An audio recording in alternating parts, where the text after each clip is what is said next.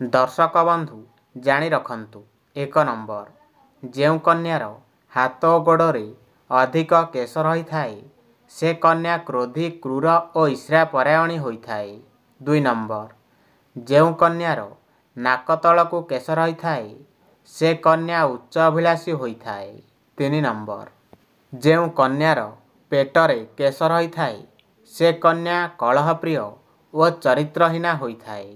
4 number जेउ कन्यार छाती रे अधिक केश रही थाए से कन्या स्वार्थपर और लज्जाहीन होइथाए।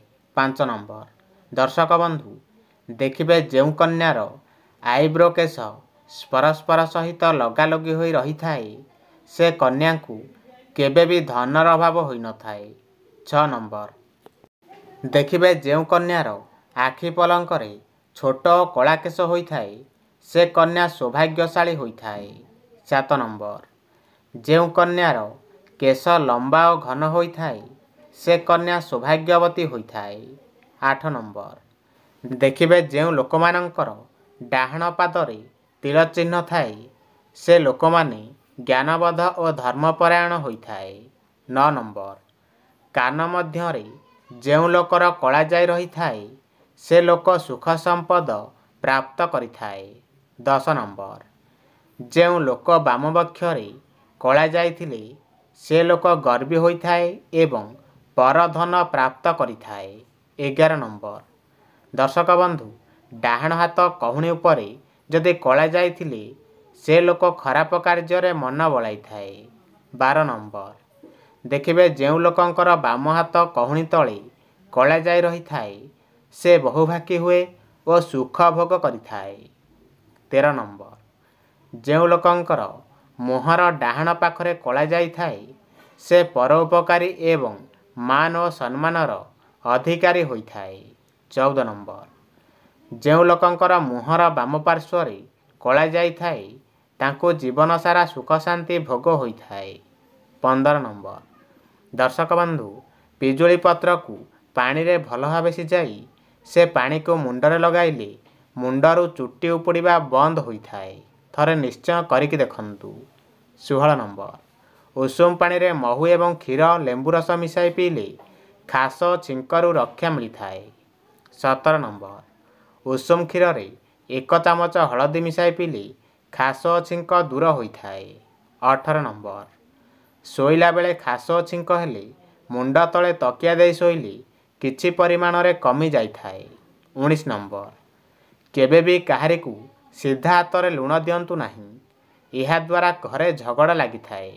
20 नंबर प्रत्येक दिन पानी रे मन रखिबे लुण पकाई घर पोछिले भाग्य रे परिवर्तन होई सौभाग्य आसी थाए। 21 नंबर टिके लुण नै मुंड चारिपटे बुलाई बाहर को फिंगी देले अशुभ दृष्टि कटि जाई थाए। 22 नंबर सप्ताह को थरुटी मिश्रीयुक्त क्षीरी परिवार रे समस्ते एकाठी खाइले लक्ष्मी प्रसन्न होइथांती।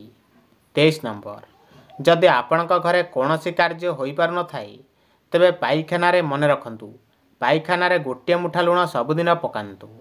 24 नंबर जदि कौनसी शुभ कार्य रे घरु बाहरुचंती तेबे गोटे लेंबू रे 4टी लवंग पति सांगर नेकी गले शुभ होइथाए। 25 नंबर जदि आपणकर कौनसी काम होई पार न थाए किंबा अटकु थाए तेबे गाई केनरे कहि दियंतु निश्चय होइजिबो।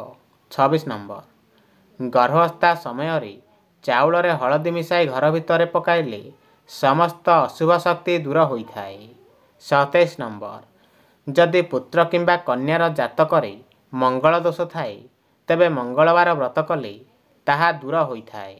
28 नंबर जदि विवाह पाई पुत्र किंबा कन्या राजी होउ नथांती तेबे तांका सोइबा घर उत्तर पटरे क्रिस्टाल बॉल काच प्लेट रखंतु।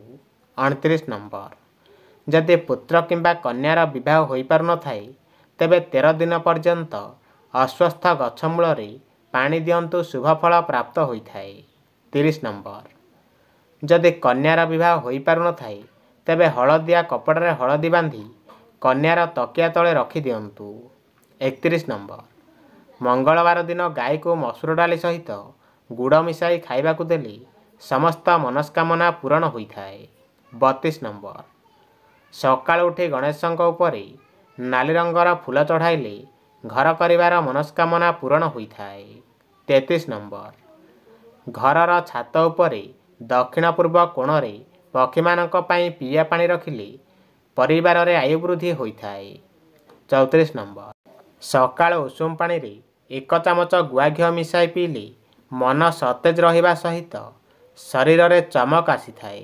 35 ନମ୍ବର ବାଦାମ ମିଶ୍ରି ଓ ମଧୁରୀକୁ ଗୁଣ୍ଡ କରି ରାତିରେ ଖାଇବା ପୂର୍ବରୁ 2 ଚାମଚ ଉଷୁମ ପାଣିରେ ଖାଇଲେ ସ୍ମରଣ ଶକ୍ତି ବୃଦ୍ଧି ହୋଇଥାଏ। 36 ନମ୍ବର ଯଦି ପିଲାଙ୍କର ମନ ପାଠରେ ଲାଗୁନଥାଏ ତେବେ ପୂର୍ବ ଦିଗକୁ ମୁହଁ କରି ପାଠ ପଢ଼ିଲେ ପାଠରେ ଭଲ ମନ ଲାଗିଥାଏ। 37 ନମ୍ବର ପିଲାଙ୍କ ପଢ଼ିବା ଘରେ ଶୁଦ୍ଧ ଘିଅ ଦୀପ ଲଗାଇଲେ ଏବଂ ସରସ୍ୱତୀ ଯନ୍ତ୍ର ରଖିଲେ ପିଲାଙ୍କ ପାଠରେ ମନ ଲାଗିଥାଏ ଓ ବିଦ୍ୟା ବୃଦ୍ଧି ବିକଶିତ ହୋଇଥାଏ। 38 ନମ୍ବର ଶୋଇବା ଶେଯରେ ବସି ବସି ନିଦ୍ରା ଯିବା ଉଚିତ ନୁହେଁ ଏବଂ ସନ୍ଧ୍ୟା ସମୟରେ ଶୋଇବା ଦ୍ୱାରା ଅଶୁଭ ଏବଂ ଅମଙ୍ଗଳକାରୀ ହୋଇଥାଏ। 39 ନମ୍ବର ଶୋଇବା ସମୟରେ କେବେ ବି ମସ୍ତିଷ୍କ କିମ୍ବା ପାଦ ଆଡ଼କୁ ଆଲୋକ ପଡ଼ିବା ଉଚିତ ନୁହେଁ ଏବଂ କାନ୍ଥଠାରୁ 3 ହାତର ଦୂରତାରେ ଛାଡ଼ି ଶୋଇବା ଦ୍ୱାରା ମଙ୍ଗଳକାରୀ ହୋଇଥାଏ। 40 ନମ୍ବର ଉତ୍ତର ଦିଗକୁ କେବେ ବି ମୁଣ୍ଡ କରି ଶୋଇବା ଉଚିତ ନୁହେଁ। ଏହା ଅଶୁଭ ହୋଇଥାଏ ଏବଂ ମସ୍ତିଷ୍କକୁ ରକ୍ତ ସଞ୍ଚାଳନ କମ୍ ହେବା ସହିତ ସ୍ମୃତିଭ୍ରମ ହେବାର ସମ୍ଭାବନା ଦେଖା ଦେଇଥାଏ। 41 ନମ୍ବର ପ୍ରତ୍ୟେକ ଦିନ ରାତି 10ଟାରେ ବାମ ପଟ ମାଡ଼ି ଶୋଇବା ଉଚିତ ଏବଂ ରାତି 4ଟାରେ ଉଠିବା ଅଭ୍ୟାସ କରିବା ଦ୍ୱାରା ଅତ୍ୟନ୍ତ ମଙ୍ଗଳକାରୀ ହୋଇଥାଏ।